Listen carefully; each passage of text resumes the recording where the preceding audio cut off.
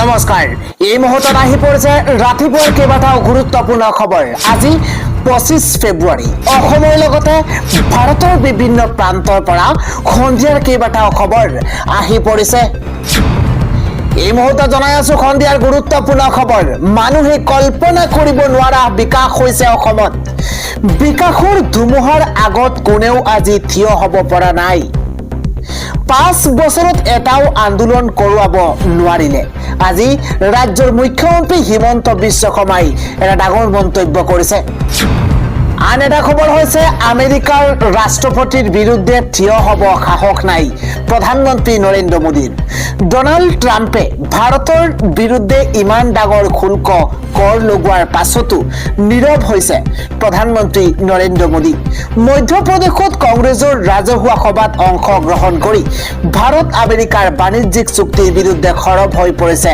কংগ্ৰেছৰ যুৱৰাজ ৰাহুল গান্ধী পৰৱৰ্তী খবৰটো হৈছে একেলগে জুবিন ক্ষেত্ৰত সেৱা ললে এবাৰ অখিল গগৈ আৰু ভিক্টৰ দাসে এই মুহূৰ্তৰ ডাঙৰ খবৰ সোণাপুৰৰ জুবিন ক্ষেত্ৰত উপস্থিত হৈছে অখিল গগৈ আৰু ভিক্টৰ দাস একেলগে জুবিন ক্ষেত্ৰত সেৱা কৰিছে দুইগৰাকী ব্যক্তিয়ে আমি মিছামিছি জেল খাটি অহা মানুহ আমি কথাবোৰ জানো অভিনীল হত্যাকাণ্ডৰ আৰু নীল হত্যাকাণ্ডৰ ক্ষেত্ৰতো একেই হ'ল ঘটনা ঘটিছে ছিংগাপুৰত আৰু তদন্ত চলিছে উলুবাৰীত জুবিন ঘটনাত আমাক উল্লু বনাইছে নম্বৰ 1 অনুৰাগীজনে 5 মাহে একো কৰা নাই জুবিন অনুৰাগীলৈ আহ্বান ভিক্টৰৰ সকলোৱে ওলাই আহক জুবিন অনুৰাগীলৈ আহ্বান ভিক্টৰ সকলোৱে ওলাই আহক নিজাববীয়াকৈ ওলাই আহি জুবিন ক্ষেত্ৰৰ কথা ভাবক জুবিন ক্ষেত্ৰৰ চৌদিশে কেৱল ধূলিময় গোটেই চাৰিসীমাটো সুন্দৰকে বনাব লাগে বৰষুণ দিলে ইয়াত বোকাময় হৈ যাব বাৰিষাত মানুহ ইয়াত সোমাব নোৱাৰিব জুবিন ক্ষেত্ৰৰ পৰা এই মন্তব্য কৰিছে বিধায়ক অখিল গগৈয়ে পৰৱৰ্তী খবৰটো হৈছে ভিক্টৰ দাসক চিনি নাপায় মুখ্যমন্ত্ৰী হিমন্ত বিশ্ব শৰ্মাই মই এইবোৰৰ নামেই নাজানো এই মন্তব্য কৰিছে ভিক্টৰ দাস চিনি নাপায় মুখ্যমন্ত্ৰীয়ে মই এইবোৰৰ নামেই নাজানো অখিল গগৈৰ সৈতে কোন থাকে মই চাই নাথাকো অখিল মোৰ ল'ৰা হলে খবৰ ৰাখিলোহেঁতেন এই মন্তব্য কৰিছে মুখ্যমন্ত্ৰী হিমন্ত বিশ্ব শৰ্মাই নিশা ভিক্টৰ দাসৰ সৈতে অখিল গগৈৰ ফেচবুক লাইভ একেলগে গান গোৱাকৈ মন্তব্য মুখ্যমন্ত্ৰী হিমন্ত বিশ্ব শৰ্মাৰ তেওঁলোকে দিনত এটা কয় নিশা এটা কয় ভিক্টৰ চিনি নাপায় মুখ্যমন্ত্ৰী হিমন্ত বিশ্ব শৰ্মাই মই এইবোৰৰ নামেই নাজানো বুলি মন্তব্য মুখ্যমন্ত্ৰীগৰাকীৰ আন এটা খবৰ হৈছে ভূপেন বৰাৰ বিৰুদ্ধে বিদ্ৰোহ এবাৰ বিহপুৰীয়াত এটা পলিটিক্যাল ব্ৰেকিং নিউজ বিহপুৰীয়াত বিজেপিক নালাগে ভূপেন বৰা অমিয় ভূঞাৰ বিৰুদ্ধে বিজেপিৰে নেতা কৰ্মীৰ প্ৰতিবাদ এটা ডাঙৰ খবৰ এই মুহূৰ্তত দল বাগৰা নেতাক গ্ৰহণ নকৰে বিহপুৰীয়াৰ বিজেপি কৰ্মীয়ে বৰ্তমানৰ বিধায়ক অমিয় ভূঞাকো গ্ৰহণ নকৰে স্থানীয় নেতা কৰ্মীয়ে এটা ব্ৰেকিং নিউজ এই মুহূৰ্তত জনোৱাৰ চেষ্টা কৰিছো স্থানীয় খিলঞ্জীয়া ব্যক্তিক প্ৰাৰ্থিত্ব প্ৰদানৰ দাবী ভূপেন বৰাৰ বিৰুদ্ধে বিদ্ৰোহ এবাৰ বিহপুৰীয়াৰ বিজেপিক নালাগে এইবাৰ ভূপেন বৰা অমিয় ভূঞাৰ বিৰুদ্ধে বিজেপিৰে নেতা কৰ্মীৰ প্ৰতিবাদ দল বাগৰা নেতাক গ্ৰহণ নকৰে বিহপুৰীয়াৰ বিজেপি কৰ্মীয়ে পৰৱৰ্তী খবৰটো হৈছে অসমত মিয়া আৰু বহিৰাগতৰ বনিয়াৰ দপদপনি নচলিব অসমত প্ৰতিজন খিলঞ্জীয়াই মূৰ তুলি জীয়াই থাকিব পাৰিব লাগিব মিয়া আৰু অনা অসমীয়াক পুনৰ সকিয়নি এইবাৰ বীৰ লাচিত সেনাৰ পৰৱৰ্তী খবৰটো হৈছে প্ৰতিবাদকাৰীক এবাৰ ৰাজপথৰ পৰা সূচনালে আৰক্ষীয়ে মহানগৰীত NSUৰ ভয়ংকৰ প্ৰতিবাদ এই মুহূৰ্তত ডাঙৰ খবৰ জনোৱাৰ চেষ্টা কৰিছো চাৰিওফালে হুলস্থুলীয়া পৰিস্থিতি বেৰিকেড ভাঙি ৰাজপথলৈ ওলাই আহিছে NSUৰ কৰ্মী আৰক্ষী আৰু প্ৰতিবাদকাৰীৰ মাজত টনাজোৰা এটা ডাঙৰ খবৰ এই মুহূৰ্তত জনোৱাৰ চেষ্টা কৰিছো প্ৰতিবাদকাৰীক ৰাজপথৰ পৰা চুচুৰাই নিছে আৰক্ষীয়ে গুৱাহাটীত এক অভাৱনীয় পৰিস্থিতিৰ ঘোষণা হৈছে ৰাজীৱ ভৱনত NSUIৰ ছাত্ৰৰ বিক্ষোভ কাৰ্যসূচী ৰাজীৱ ভৱনৰ সন্মুখতেই আৰক্ষীৰ বাধা প্ৰতিবাদকাৰীক ৰাজীৱ ভৱনৰ পৰা দিছপুৰ দিশে প্ৰতিবাদী কাৰ্যসূচী ধ্বংসমুখী শিক্ষা ব্যৱস্থা বিদ্যালয় বন্ধৰ বিৰুদ্ধে প্ৰতিবাদ খুৰাৰ বিপণী বন্ধৰ দাবীত এই প্ৰতিবাদ NSUI আন এটা খবৰ হৈছে অখিল গগৈ হৈছে ওলোটা প্ৰকৃতিৰ মানুহ তেওঁ বাংলাদেশী মিয়াক চুমা খাই ভাল পায় অখিল গগৈৰ লগত আমাৰ কথা নিমিলে জুবিনৰ প্ৰকৃত অনুৰাগীৰ বিশ্বাস আছে জুবিনে ন্যায় পাবই জুবিনক লৈ ৰাজনীতি কৰাসকলে বিৰোধ কৰিবই বুলি মন্তব্য কৰিছে ৰাজ্যৰ মুখ্যমন্ত্ৰী হিমন্ত বিশ্ব শৰ্মাই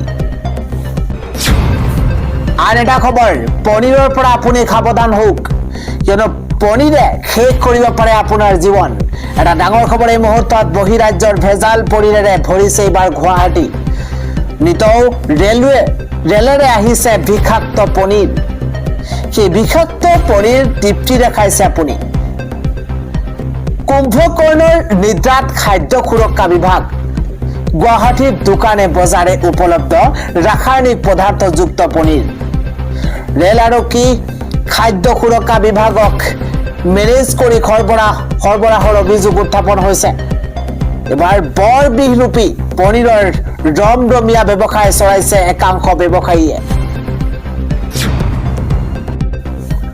পৰৱৰ্তী খবৰটো হৈছে বাংলাদেশী মিয়া আৰু অনা অসমীয়াৰ গুণ্ডামী অনা অসমীয়াৰ ভণ্ডামী দাদাগিৰি নচলিব অধিক তীব্ৰতৰ হ'ব বীৰ লাচিত সেনাৰ যুঁজ এই মুহূৰ্তৰ ডাঙৰ খবৰ জনোৱাৰ চেষ্টা কৰিছো অসমত কেৱল খিলঞ্জীয়াৰ দপদপনি নচলিব মিয়া আৰু বহিৰাগত বনিয়াৰ দপদপনি চলিবলৈ দিয়া নহব এটা ডাঙৰ খবৰ প্ৰতিজন খিলঞ্জীয়াই মূৰ তুলি জীয়াই থাকিব লাগিব আমাৰ সংগ্ৰাম দীঘলীয়া আৰু তীব্ৰতৰ হ'ব বীৰ লাচিত সেনাৰ সৈনিক ৰাজনৈতিক দলৰ দালাল নহয় শৃংখল চলিহা কাৰোৰে গোলাম নহয় বীৰ লাচিত সেনাক কোনেও শেষ কৰিব নোৱাৰে মিয়া আৰু অনা অসমীয়াক পুনৰ সকিয়নি এবাৰ গুণ্ডামী ভণ্ডামী দাদাগিৰি এইবোৰ নচলিব আটাইতকৈ বেছি জেল খোৱা সংগঠনটোৱেই হৈছে বীৰ লাচিত সেনা আমি অসমৰ ৰাইজৰ ওচৰত সদায় দায়বদ্ধ সন্মান আৰু মৰ্যাদা সহকাৰে জীয়াই থাকিব লাগিব খিলঞ্জীয়া এই হুংকাৰ জন্তু পানী ফুকন আৰু শৃংখল চলিহাৰ পৰৱৰ্তী খবৰটো হৈছে ৱাকফ বোৰ্ড মছজিদৰ বিৰুদ্ধে উত্থাপিত PIL খাৰিজ এইবাৰ ন্যায়ালয়ৰ কঠোৰ সকিয়নি আদালতৰ এটা ডাঙৰ খবৰ ৱাকফ বোৰ্ড আৰু মছজিদৰ বিৰুদ্ধে উত্থাপিত PIL খাৰিজ এইবাৰ ন্যায়ালয়ৰ এটা ডাঙৰ খবৰ তিনিটাকৈ মছজিদৰ বিৰুদ্ধে ৰাজহুৱা ভূমিত অবৈধ বেদখলৰ উঠিছিল অভিযোগ এটা ব্ৰেকিং নিউজ সেভ ইণ্ডিয়া নামৰ এটা বেচৰকাৰী সংস্থাই ন্যায়ালয়ত দাখিল কৰিছিল PIL এই আবেদন জনস্বাৰ্থত নহয় বুলি PIL খাৰিজ দিল্লী উচ্চ ন্যায়ালয়ৰ দিল্লী ৱাকফ বোৰ্ড আৰু তিনিটাকৈ মছজিদৰ বিৰুদ্ধে উত্থাপিত হৈছিল অভিযোগ জাহাংগীৰপুৰীৰ তিনিটা মছজিদে ৰাজহুৱা ভূমিত অবৈধভাৱে বেদখলৰ অভিযোগ উত্থাপন হৈছে 1980 চনৰ ৱাকফ অধিসূচনাক প্ৰত্যাহ্বান জনাই দাখিল কৰিছিল এই আবেদন PILৰ অপব্যৱহাৰৰ বিৰুদ্ধে কঠোৰ সতৰ্কবাণী জাৰি কৰিছে দিল্লী উচ্চ ন্যায়ালয়ে সোমবাৰে দিল্লী উচ্চ ন্যায়ালয়ে খাৰিজ কৰে বেচৰকাৰী সংস্থাটোৰ আবেদন অবৈধভাৱে ৰাজহুৱা ভূমি দখল কৰাৰ অভিযোগ খাৰিজ ন্যায়ালয়ৰ অন্য কেইবাখনো আবেদনৰ লগতে সেভ ইণ্ডিয়াৰ আবেদনো খাৰিজ কৰিছে ন্যায়ালয়ে জনস্বাৰ্থৰ PILৰ অপব্যৱহাৰৰ বিৰুদ্ধে কঠোৰ সকিয়নি ন্যায়ালয়ৰ অপ্ৰয়োজনীয়ভাৱে নিষ্পত্তি কৰা বিষয়সমূহ পুনৰ মুকলি কৰি আছে সংস্থাটোৱে ৪৬ বছৰ পূৰ্বৰ অধিসূচনাক সৰু বিষয়ত উত্থাপন কৰিব নোৱাৰি বুলি মন্তব্য ন্যায়ালয়ৰ মুখ্য ন্যায়াধীশ DK উপাধ্যায় ন্যায়াধীশ তেজস কৰিয়াই দিছে কঠোৰ সকিয়নি এই আবেদনখন বৈধ নহয় আৰু জনস্বাৰ্থৰ বাবেও গ্ৰহণযোগ্য নহয়। পৰৱৰ্তী খবৰটো হৈছে ৰাজ্য চৰকাৰৰ লাখ লাখ চৰকাৰী কৰ্মচাৰীৰ বাবে অত্যন্ত ভাল খবৰ, কিয়নো 27 ফেব্ৰুৱাৰীতে লাভ কৰিব চলিত মাহৰ দৰমহা চৰকাৰী কৰ্মচাৰীয়ে। এটা ভাল খবৰ এই মুহূৰ্তত 27 ফেব্ৰুৱাৰীতে লাভ কৰিব চলিত মাহৰ দৰমহা। হোলীৰ বাবে আগতীয়া শুভেচ্ছা জনাই মুখ্যমন্ত্ৰী ডক্টৰ হিমন্ত বিশ্ব শৰ্মাই এটা বিশেষ টুইট। প্ৰতিগৰাকী চৰকাৰী চাকৰিয়ালে লাভ কৰিব আগতীয়া দৰমহা। হোলীৰ বাবে আগতীয়া শুভেচ্ছা জনাই মুখ্যমন্ত্ৰী হিমন্ত বিশ্ব শৰ্মাই এটা টুইট কৰিছে আৰু কৈছে যে এইবাৰ এই মাহতেই চৰকাৰী কৰ্মচাৰী আগতীয়াকৈ দৰমহা লাভ কৰিব। 27 ফেব্ৰুৱাৰীতে লাভ কৰিব চৰকাৰী কৰ্মচাৰীয়ে দৰমহা। চলিত মাহৰ দৰমহা 27 ফেব্ৰুৱাৰীতেই লাভ কৰিব। পৰৱৰ্তী খবৰটো হৈছে ভয়ংকৰ পথ দুৰ্ঘটনা, এক শোকাবহ ঘটনা 2 ছাত্ৰৰ লগত। ঘৰ নাপালে প্ৰিয়ানুজ বৰা আৰু ৰিংকু ৰঞ্জন দত্তই। এটা দুখবৰ এই মুহূৰ্তত জনোৱাৰ চেষ্টা কৰিছো। এক ভয়ংকৰ পথ দুৰ্ঘটনাত 2গৰাকী ছাত্ৰৰ লগত এক শোকাবহ ঘটনা। ঘৰ নাপালে প্ৰিয়ানুজ বৰা আৰু ৰিংকু ৰঞ্জন দত্তৰ। গৌৰীসাগৰ জুনিয়ৰ কলেজৰ উচ্চতৰ মাধ্যমিক প্ৰথম বৰ্ষৰ ছাত্ৰ আছিল 2 ছাত্ৰ। স্কুটিৰে ঘৰলৈ উভতাৰ পথতে পিছফালৰ পৰা খুন্দা মাৰিছে তীব্ৰবেগী বাইক আৰোহীয়ে। থিতাতে নিহত হৈছে 2 ছাত্ৰই। ঘৰ পোৱা নাই। ঘৰ পোৱাৰ আগতে ভয়ংকৰ ঘটনা। ভয়ংকৰ দুৰ্ঘটনাত পাছতেই পলায়ন কৰে উদণ্ড বাইক আৰোহী। গৌৰীসাগৰৰ চিৰিপুৰীয়া তিনিআলিত সংঘটিত হৈছে এই ভয়ংকৰ পথ দুৰ্ঘটনা। পৰৱৰ্তী খবৰটো হৈছে ৰাজ্যত পুনৰ মিয়াৰ আগ্ৰাসন। নিশাটোৰ ভিতৰতে গঢ়ি উঠিছে মছজিদ মাদ্ৰাছা। শীঘ্ৰেই উচ্ছেদৰ দাবী এইবাৰ ৰাইজৰ। এটা ডাঙৰ খবৰ, ৰাজ্যত পুনৰ বাংলাদেশী মিয়াৰ আগ্ৰাসন। নিশাটোৰ ভিতৰতে গঢ়ি উঠিছে মাদ্ৰাছা মছজিদ। এটা ডাঙৰ খবৰ, নগাঁও আৰু পশ্চিম কাৰ্বি আংলঙৰ সীমান্তৰ মৰিকুটিত মিয়াই সাজিছে গাঁও। ঐতিহাসিক শীতলা মন্দিৰৰ কাষতে সাজিছে মছজিদ। মিয়াৰ এনে আগ্ৰাসনক শীঘ্ৰেই উচ্ছেদ কৰাৰ দাবী জনাইছে ৰাইজে। মুখ্যমন্ত্ৰীলৈ উচ্ছেদৰ দাবী জনাই ওলাই আহিছে গাঁওবাসী। নগাঁও আৰু পশ্চিম কাৰ্বি আংলঙৰ সীমান্তৰ মৰিকুটিত মিয়াই সাজিছে গাঁও। জনাই গৈছো আন এটা খবৰ, ৰমজানৰ ফিতৰা এইবাৰ নিৰ্ধাৰণ কৰা হৈছে 42 ৰমজানৰ ফিতৰা ধাৰ্য কৰা হৈছে 82 টকা। এটা ডাঙৰ খবৰ, ৰাজ্যত লাখ লাখ মুছলমানৰ বাবে আহি গৈছে এটা ডাঙৰ খবৰ, কিয়নো এবাৰ 2026 বৰ্ষৰ ৰমজানৰ ফিতৰা 82 টকা নিৰ্ধাৰণ কৰা হৈছে। 2 কিলো 47 গ্ৰাম আটাৰ ন্যূনতম মূল্য 82 টকা নিৰ্ধাৰণ কৰা হৈছে। কেইবাটাও ইছলামিক সংস্থাৰ বৈঠক নিৰ্ধাৰণ কৰা হয় ফিতৰাৰ মূল্য। অসম সুন্নী মাদ্ৰাছা শিক্ষা বোৰ্ড, আহলে সুন্নত ৱাল জামাত, অসম সদৌ অসম উলামা ই আহলে সুন্নত কাউন্সিল, জামাতে ৰাজা ই মুস্তাফা আৰু Islamic educational board of India Assam শাখা, সুন্নী ষ্টুডেণ্ট ফেডাৰেশ্যন, ৰাজা ফাউণ্ডেশ্যন অসম, যুৱ আহলে সুন্নত অসম। ইফালে উলামায়ে আহলে সুন্নত কাউন্সিল, দৰগাৰ মুফতিয়ানে কিৰাম আৰু উলামায়ে ইকৰাম উপস্থিত থাকে। অসম সুন্নী মাদ্ৰাছা শিক্ষা বোৰ্ডৰ সভাপতি মৌলানা মঞ্জুৰ আহমেদ মিছবাহী, ৰাজা ফাউণ্ডেশ্যন অসমৰ সভাপতি মৌলানা আলহাজ আজিবুদ্দিন আহমেদ ৰেজৱীৰ ঘোষণা কৰে ফিতৰাৰ মূল্য। আন এটা খবৰ হৈছে জুবিন গাৰ্গৰ ন্যায়ৰ তদন্তক লৈ ফাষ্ট ট্ৰেক বিচাৰ সন্দৰ্ভত মুখ্যমন্ত্ৰী হিমন্ত বিশ্ব শৰ্মাৰ ডাঙৰ মন্তব্য। এজনো অভিযুক্তক জামিন দিয়া নাই। এটা ডাঙৰ খবৰ, জুবিন গাৰ্গৰ ন্যায়ৰ তদন্তক লৈ ফাষ্ট ট্ৰেক আদালতত গঠন কৰা সন্দৰ্ভত মুখ্যমন্ত্ৰীৰ ডাঙৰ মন্তব্য। বৰ্তমানৰ ন্যায়াধীশজনে এজনো অভিযুক্তক জামিন দিয়া নাই। ফাষ্ট ট্ৰেক আদালতত যোৱাৰ লগে লগে যদি অভিযুক্তসকলে জামিন লাভ কৰে তেতিয়া কি হ'ব? ফাষ্ট ট্ৰেকত দিয়া সন্দৰ্ভত গৰিমা গাৰ্গৰ সৈতে কথা পাতি লোৱা হ'ব সিদ্ধান্ত। তদন্ত লেহিমীয়া হলেও এটাও অভিযুক্তই জামিন লাভ কৰা নাই। 4-5 মাহ ধৰি শ্যামকানু মহন্ত, সিদ্ধাৰ্থ কৰ্মা, শেখৰজ্যোতি গোস্বামী, অমৃত পাৱা মহন্ত আদি জেলত আছে। এটাও অভিযুক্ত জেলৰ পৰা ওলাব পৰা নাই। যিসকলে এই কথাটো কৈ আছে তেওঁলোকে ৰাজনৈতিক দৃষ্টিকোণেৰে চাই জুবিন গাৰ্গৰ প্ৰতি কোনো মৰম নাই। তেওঁলোকৰ ৰাজনীতি কৰাটোৱেই মূল উদ্দেশ্য। যদি নিৰ্বাচনৰ পিছত ওলাই আহে তেন্তে ভাল উকিল নিদিয়ে কিয়? জীৱনত জুবিন গাৰ্গৰ লগত অখিল গগৈ দেখিছিলে নেকি? জুবিনক লৈ ৰাজনীতি কৰাসকলৰ মোৰ ওপৰত বিশ্বাস নাই। তেওঁলোকক মই একো কৰিব নোৱাৰো। এই মন্তব্য ৰাজ্যৰ মুখ্যমন্ত্ৰী হিমন্ত বিশ্ব শৰ্মাৰ।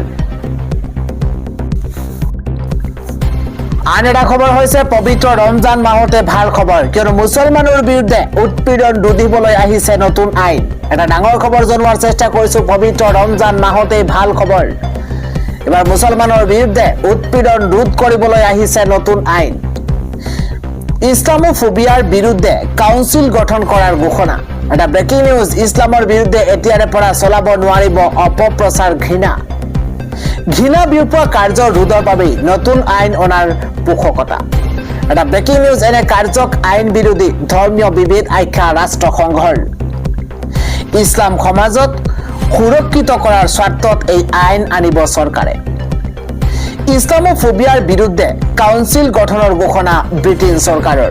এটা গুৰুত্বপূৰ্ণ খবৰ। এনে কাৰ্য ৰোধৰ বাবে পৰিষদৰ ঘোষণা ব্ৰিটেইনৰ উপ প্ৰধানমন্ত্ৰীৰ।